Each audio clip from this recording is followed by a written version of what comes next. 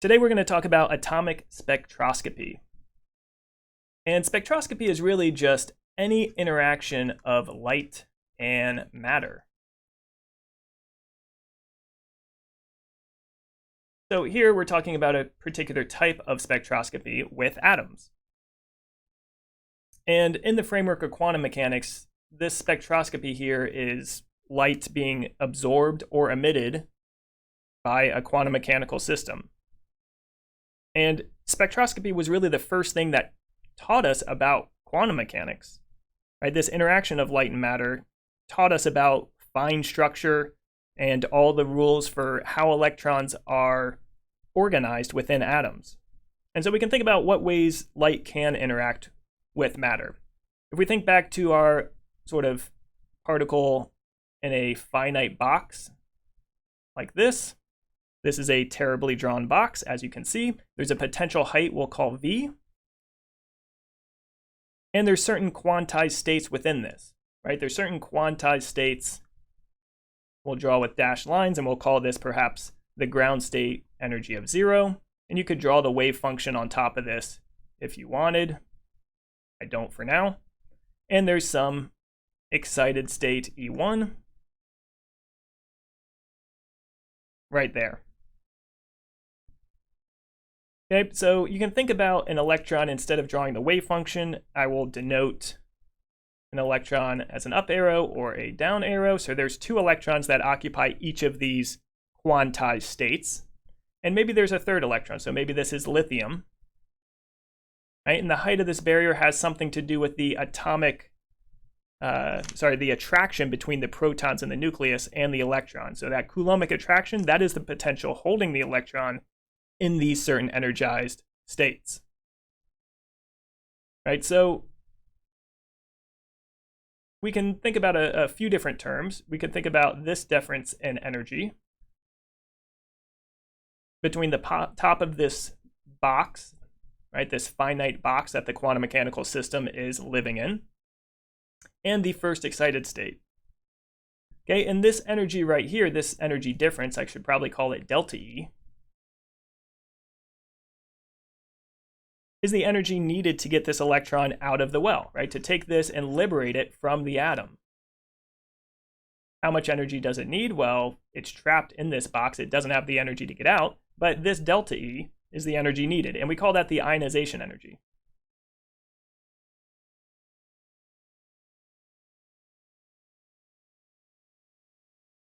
Okay, so the ionization energy is a concept we've learned before in general chemistry, and it's defined as the energy you have to give an atom to liberate an electron and ionize said atom.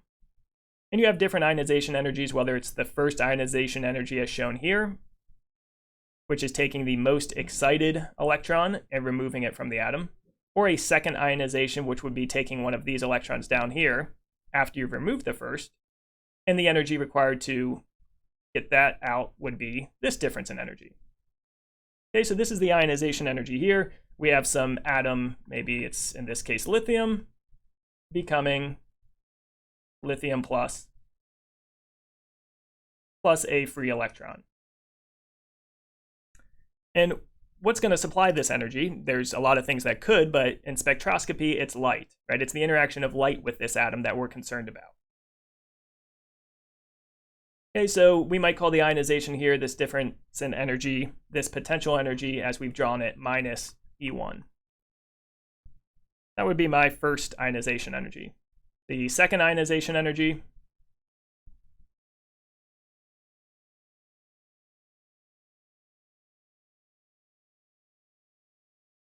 would be the potential height V minus E naught, the energy of the ground state, at least for what I've shown.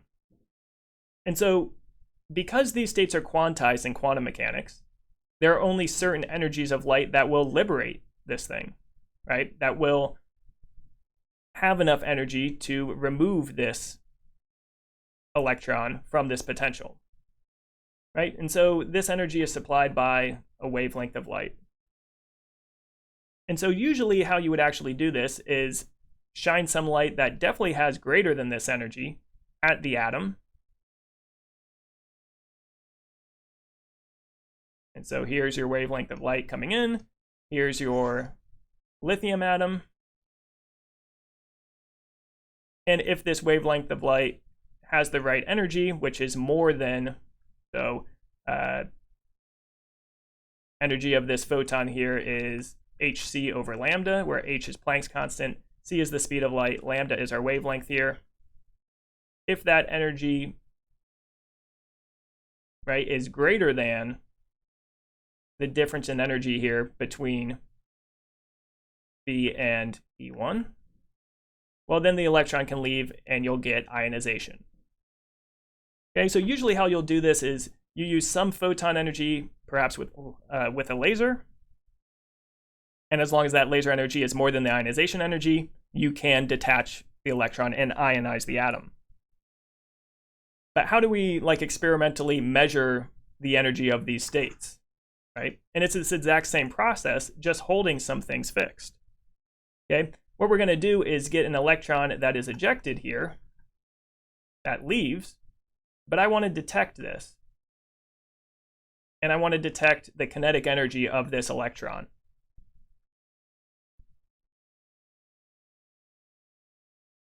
Okay, so if I measure the kinetic energy of this electron, the kinetic energy of that electron will have the following properties.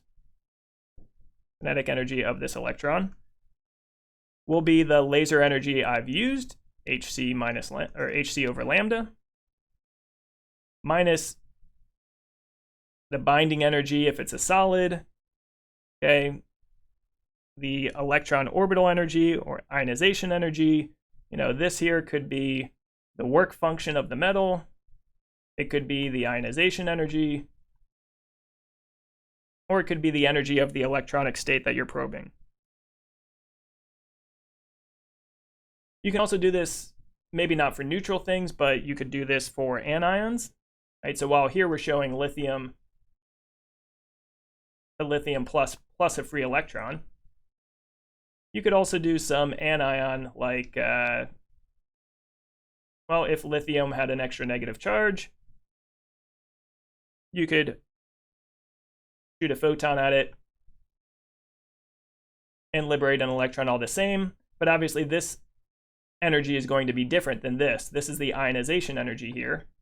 And this we call a different term. We call EA. This is the electron affinity, right? How badly does this atom want an electron? Well, we measure that by actually firing light at this and seeing how much energy it takes to liberate said electron. So those are just some terms to get us started: ionization energy and electron affinity, keeping in mind that this is this quantum system where the electrons are organized in quantized certain states.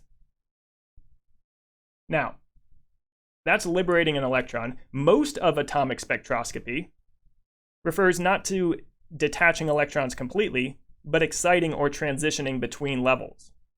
Okay, so now pretend I have this ground state I talked about before, E0, and I have this excited state, E1, and maybe I have this electron that is down here in this ground state, and I don't want to detach it completely from the atom, but I do want to excite it to this excited state. Okay, in this general sense, right, even if this is an electron, let's think about not an electron, but this is a molecule, and I want to give the molecule some energy by shining light. Well, these energetic states could be different rotational states, and so by shining light I might be able to rotate the molecule faster. So this E1 and E0 here is not meant to just be electronic states, but more generally any energetic states of the molecule. So it could be the molecule is rotating slowly, I give it energy, and now it's rotating faster. Or it could be that the molecule is vibrating back and forth slowly, and I give it energy, and now it's vibrating back and forth much more quickly. Or the molecule is moving left to right, translating slowly, I give it energy, now it's translating much more fast. Right? And translating is just sort of moving left to right, sort of our classic kinetic energy we think of. And so all the energies of a molecule are quantized, whether it is the rotational energy of the thing spinning, right? It's spinning slow, and then I shoot it with a laser, and that speeds up, and now it's rotating faster and faster, right? And then maybe it slows down, and in the process gives off that energy in the form of a photon. The point is that this separation between these two states corresponds to a certain wavelength. So it's not that you can shine any light at a molecule and get it to change energetic states. Those states are quantized, so it takes certain colors of light to excite the molecule. Now, today's lecture is more about atomic spectroscopy, and atoms are spherically symmetric.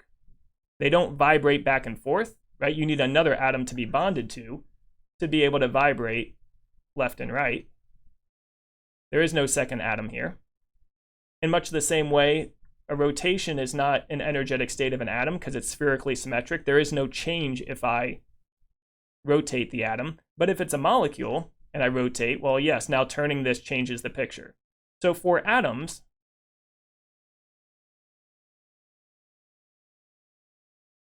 there are no vibrations or rotations.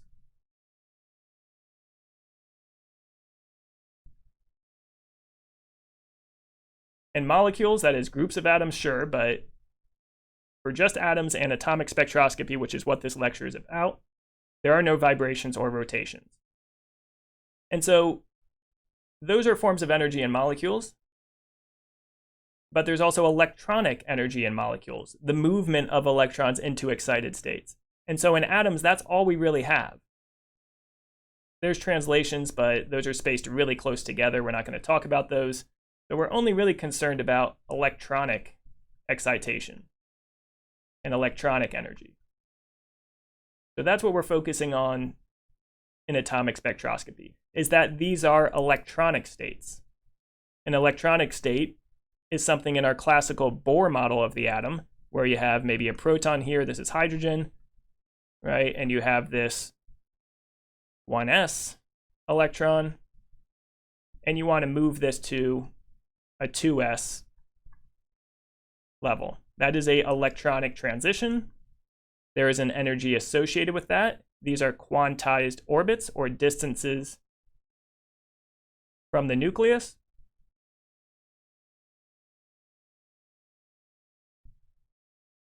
Only certain distances are allowed in this Bohr model of the atom, which is wrong, but a good teaching tool. Only quantized distances are allowed.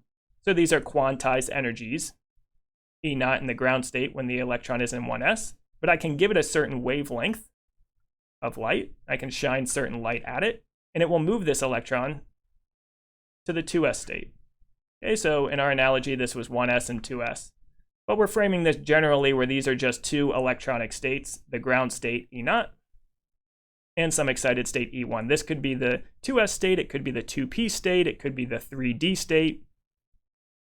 Doesn't matter.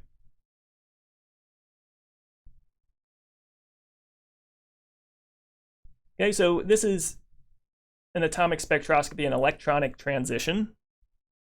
And these aren't definitive orbits in our mind, right? In quantum mechanics, these are orbitals. So that's not quite right. But it could be a transition between an s orbital and a p orbital. Okay, so the electron that lives in this sort of negative spherical cloud that is the s orbital, how much energy does it take to put it into this peanut-shaped p orbital? That is an excitation. It takes some difference in energy. It is a certain difference that is quantized, so only certain light will promote that.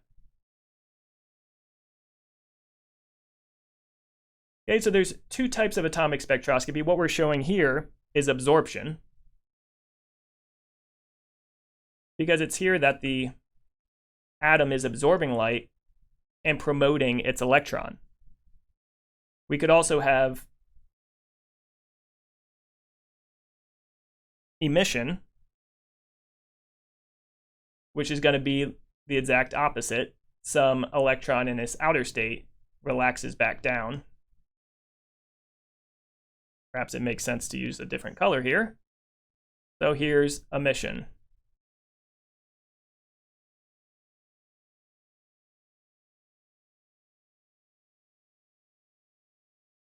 Okay, so in emission, the atom is just sitting here in this excited state.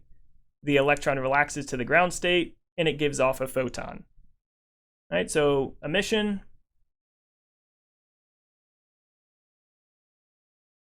light emitted.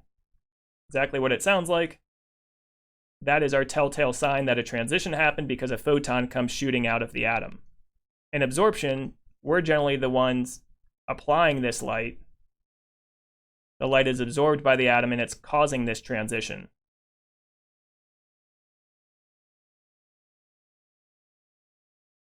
Now, nature is not so simple, unfortunately. So while this simple diagram is fine for teaching purposes, real atoms are much more complicated. Right? There's much more than just two energy levels that they can access.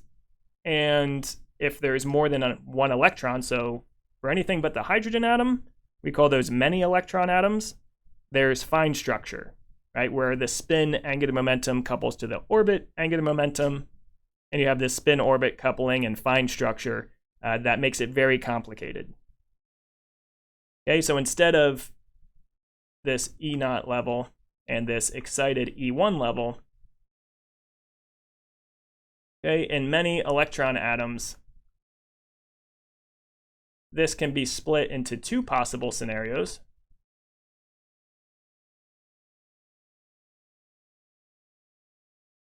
An energy that is higher and lower. And now there's a whole bunch of transitions that can happen. So while it was just one absorption here in the hydrogen atom, well, now we can absorb from this ground state to this excited state, from this ground state to this excited state, from this ground state to this excited state, from this ground state to this excited state. And these should be perfectly vertical arrows. I'm just not that great at drawing. Right, so as soon as you add a second electron, and there's this spin-orbit coupling that we can talk about in a separate lecture, there's these splittings, there's a lot more transition.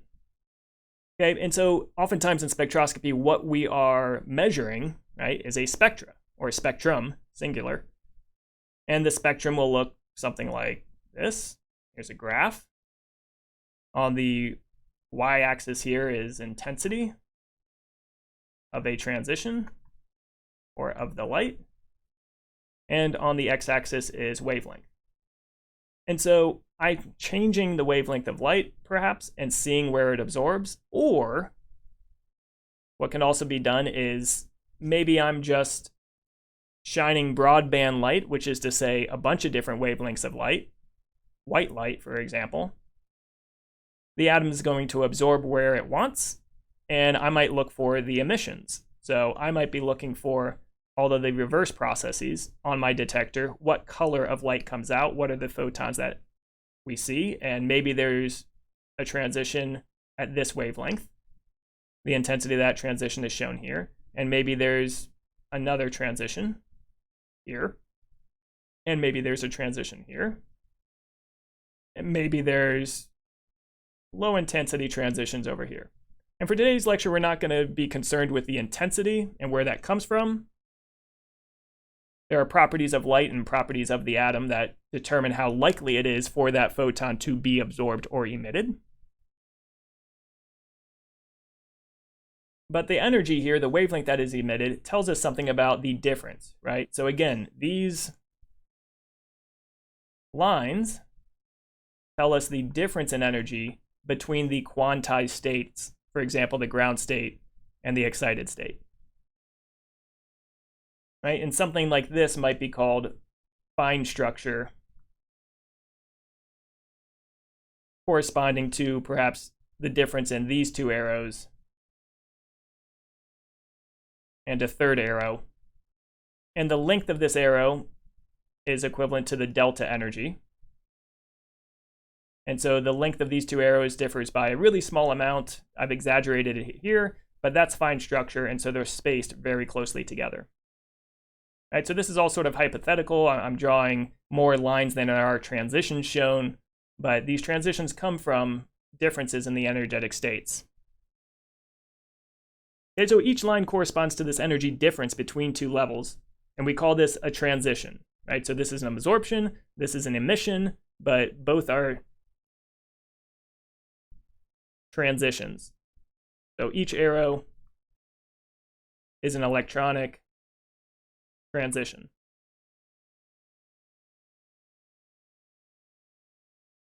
And we denote the transitions that we see in these spectra. Here is my spectrum. We denote these with these arrows, right? So these arrows are showing and corresponding to each of these lines.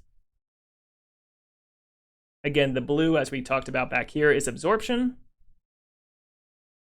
We might also call this excitation, right? So blue here we might call excitation or absorption.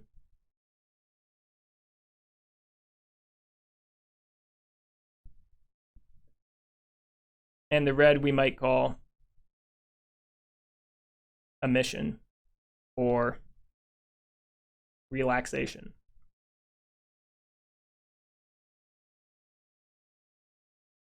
Now, scientists have developed ways to refer to these energy levels because it's kind of complicated to keep track. But remember, each of these levels corresponds to some organization of electron, right? Back here, even in our initial example, right? This energy level corresponds to the electrons that are closest to the nucleus in lithium. The 1s electrons, they're paired, one spin up, one spin down. The second level corresponds to the unpaired electron in the 2s energy level. But this is only one organization of electrons. Right? You could imagine that these three electrons could be organized like this. And that wouldn't be the lowest energy, but it is a possible energy for the three electrons to be organized in these three different levels. Or there could be another level up here, and a third electron goes here instead. Right? So all these are different organizations of electrons that together correspond to some energy level. And so jumping between energy levels is not just about moving one electron. It might be moving an electron and flipping its spin, or moving two electrons at once. All of these are different transitions for the atom. But for each of these states, we generally don't call them E0 and E1. We have spectroscopic labels, and these are called term symbols that we have another lecture dedicated to. And this term symbol for the lower state might look something like this, 2s1/2, where this number up here is the spin. It tells me how many electrons are unpaired. This letter right here that is capitalized is the orbital angular momentum. It tells me something about where the electrons are living, S, P,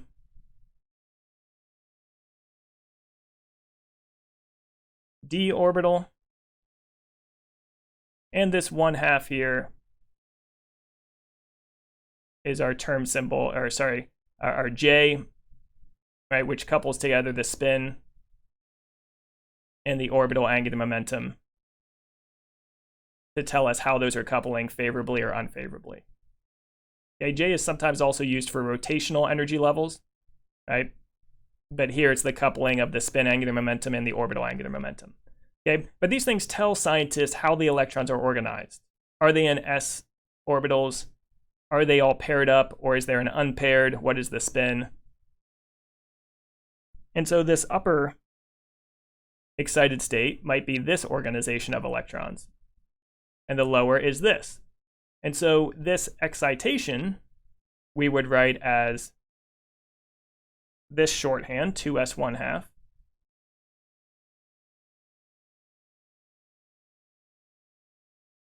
to 2p 3/2.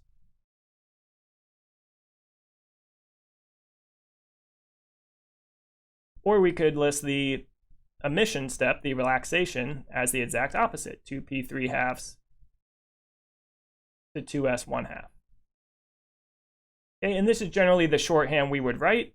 And as a scientist, I know I can draw a diagram like this, talking about what's going on. But also I know for this bottom level, what is the organization of electrons? It's 2s1/2.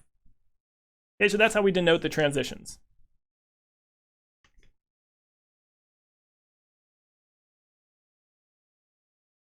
So this is all atomic spectroscopy,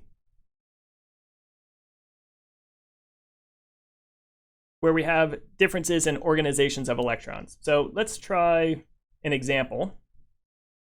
And in this example, we're going to attempt to think about ground state hydrogen and how those electrons must be organized.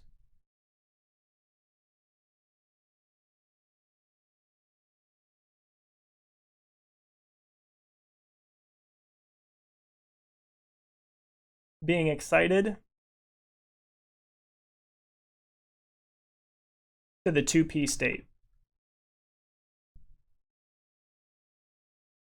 or 2p orbital, I should say.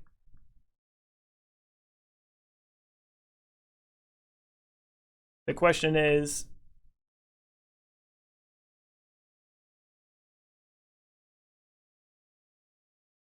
draw the possible transitions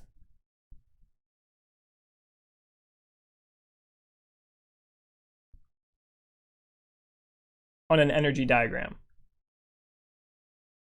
just like the ones we've been drawing.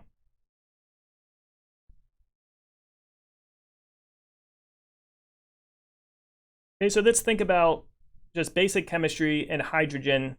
Where is the electron? Right? We can think about our organization of orbitals. Here's the 1s orbital, here's the 2s orbital. There's also a 2p state, right? Which actually for hydrogen is the same energy. A lot of people would say the 2p state should be up here. Not true. For hydrogen, it's at the same energy. Only in many electron atoms is the 2p state higher. In single electron atoms like hydrogen or helium plus or lithium 2 plus, only the quantum number n dictates what the energy is. The angular momentum, s or p, doesn't matter. Okay, so here's some different energy levels. The 1s electron is where hydrogen is in the ground state, so this is the ground. And I'm promoting this to the 2p orbital. So we still have 1s, we still have 2s, and here are my 3 2p orbitals. Now, where this electron goes varies, because there's this second quantum number that we've talked about in other lectures, m sub l. Okay, so we have quantum number n. Those are the numbers like 1, 2.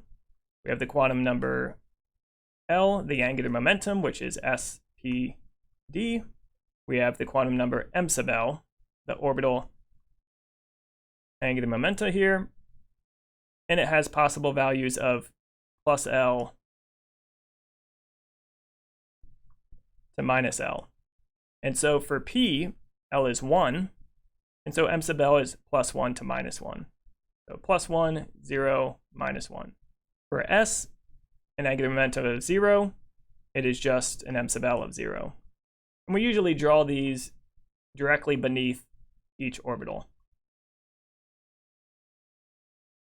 Okay, so if I'm taking this ground state electron, I can put it in here, right? Or I can put it in this orbital. So again, each dash here is one of the orbitals. There are 3 p orbitals, so here they are.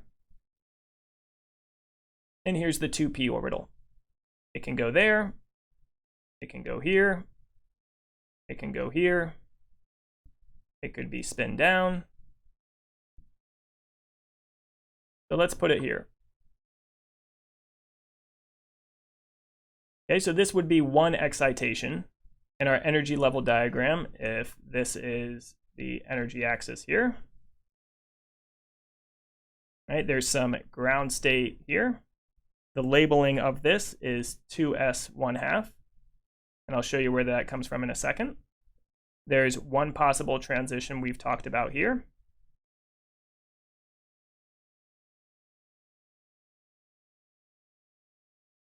This is going to be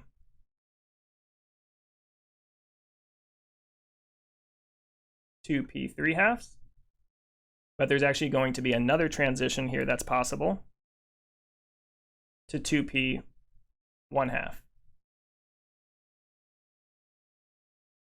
based on spin-orbit coupling.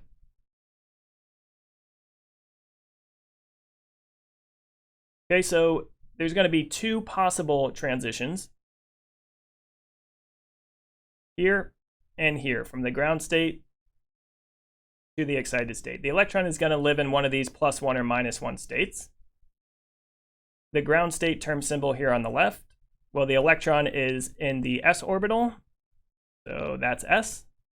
The electron has a spin of 1/2, and so the total spin is 2 times 1/2 plus 1, using our formula for calculating spin, so that is 2. And then our j term here, right, that we talked about, our j term here is found by adding up this plus the angular momentum, which is s. So the angular momentum for s is 0. So 1/2 plus 0 is just 1/2. So that's the ground state term symbol. This excited state term symbol over here on the right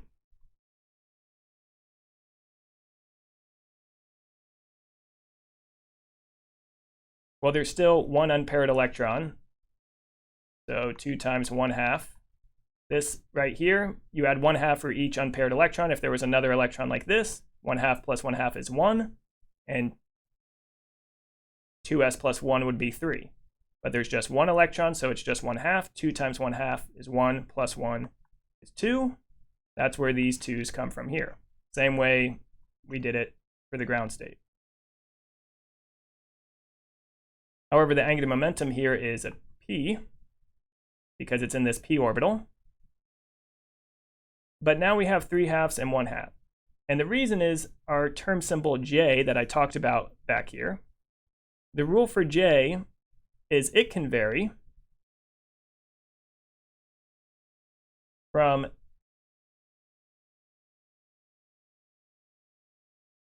L plus s down to L minus s, where L is this value and s is this value.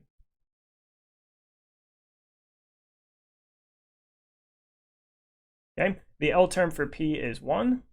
For D, it would be 2. For S, it would be 0. So I have 1 plus 1/2 all the way down to 1 minus 1/2. So 1 plus 1/2 is 3/2. That's this term. 1 minus 1/2 is this term. So there's only two terms because I have to go down in integer units, 3/2, 1/2. I can't go negative.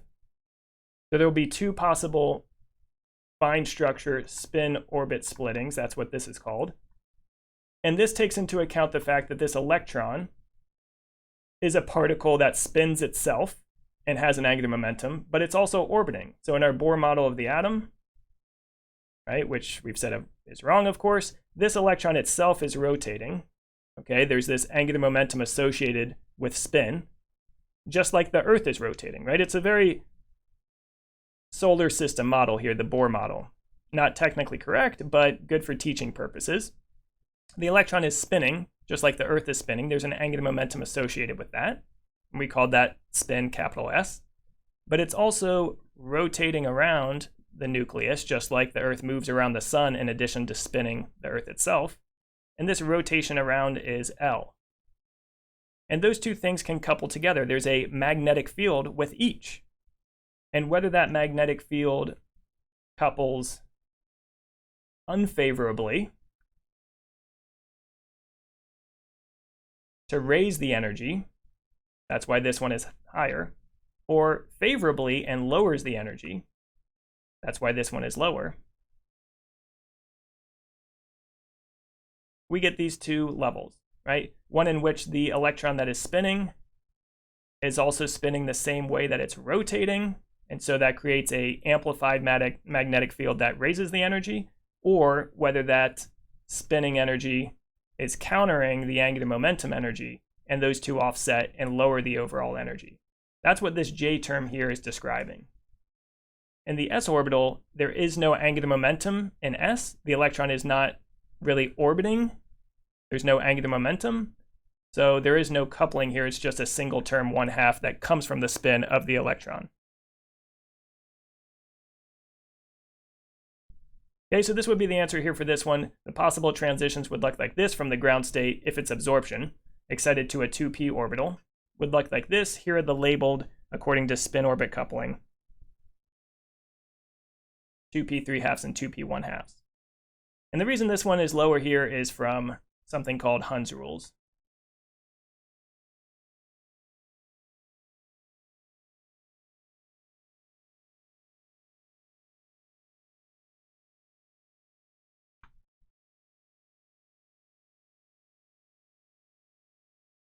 And we've covered that in a different lecture, but basically the lower J term, 1/2, is what's favored if you're less than half full. So because we only have 1 out of the possible 6 electrons here, then we choose the 1/2 term being lower. It's actually the case that if we have 3 or more electrons here, then the highest J term would be the lowest in energy. So it's complicated, but it's because it's complicated magnetic fields we're talking about inside an atom. Okay, so Hund's rule says 2p 1/2 is lower. Lowest J for less than half filled.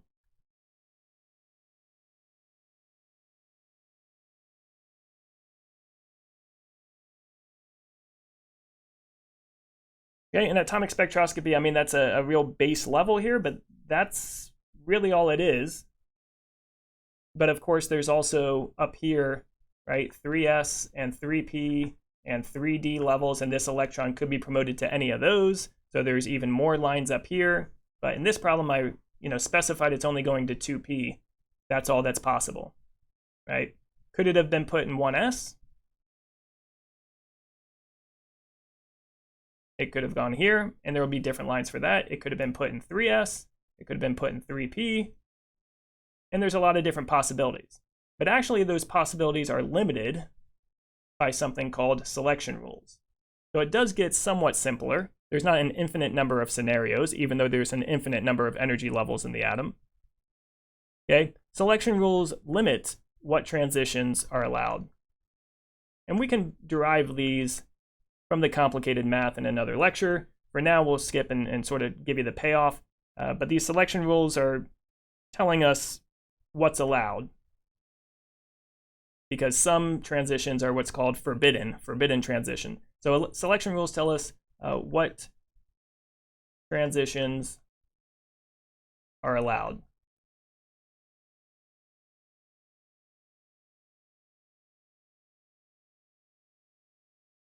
And others are forbidden.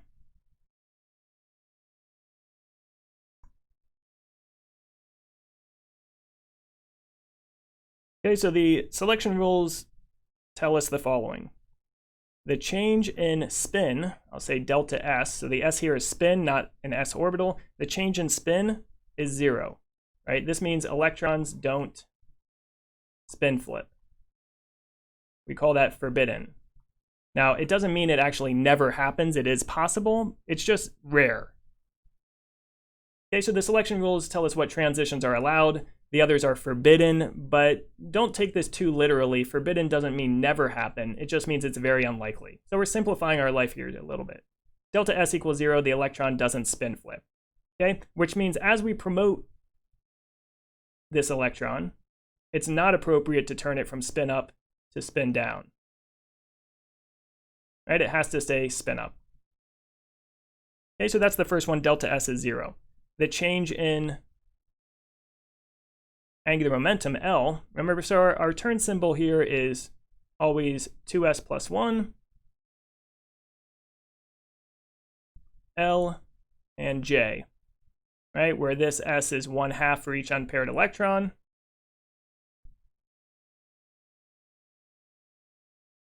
This comes from the type of orbital it's in, and this is L plus S down to L minus S are the possibilities.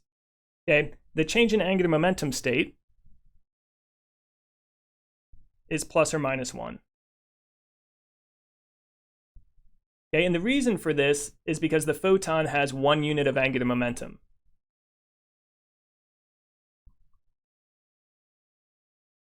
So because we're shining a laser here and firing just 1 photon at a time,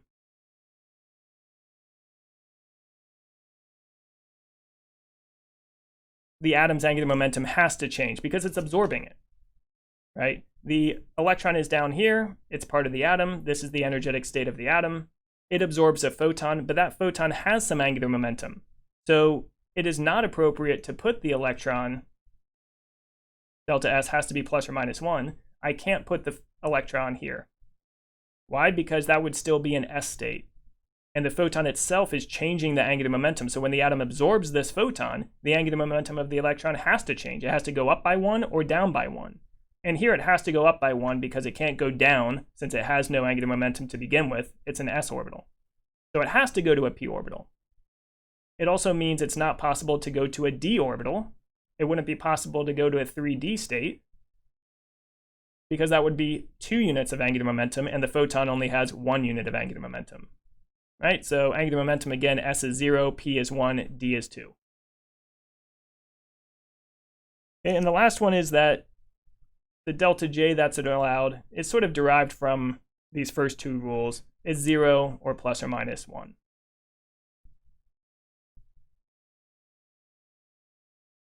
Okay, so now we can use these. We can look at something a bit more complicated here. I have this pictorially.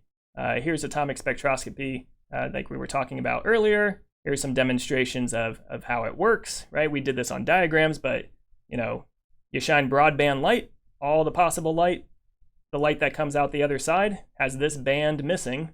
And so this is how you might do the spectroscopy. Shine white light, see what's missing on your detector, and that is where the atom absorbed. Emission spectroscopy would be the opposite. Emission spectroscopy is this excited atom is just sitting around and emits light. All I see on my detector is that one emitted photon of a particular wavelength.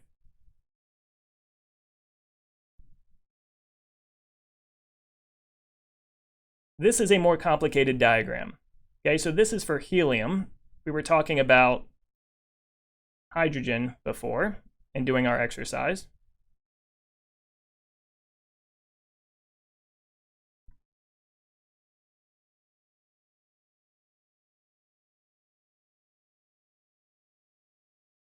Here are the selection rules we talked about. But for helium, it looks like this, right? There are paired 1s electrons, right? Spin up and spin down. But I can take one of these and promote it. And where can I promote it to? What is allowed, what is not allowed, right? Notice that this 1s electron isn't going, there's not an arrow drawn, right? This arrow denoting a transition from 1s to 2s. It's not drawn. Why? It's forbidden, right? Because the angular momentum has to change. So 1s can only go to 2p, right? There's a line here from 2s, so assume the electron is here. Where can it go to? Well, it can't go to 3s. That violates the angular momentum selection rule.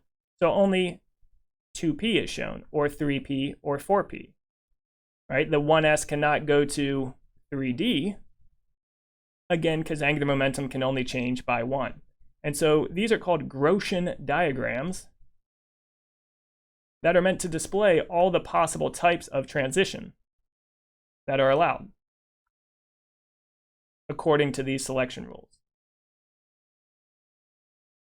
And so your spectrum, right, for a helium atom would basically have a peak for each of these transitions,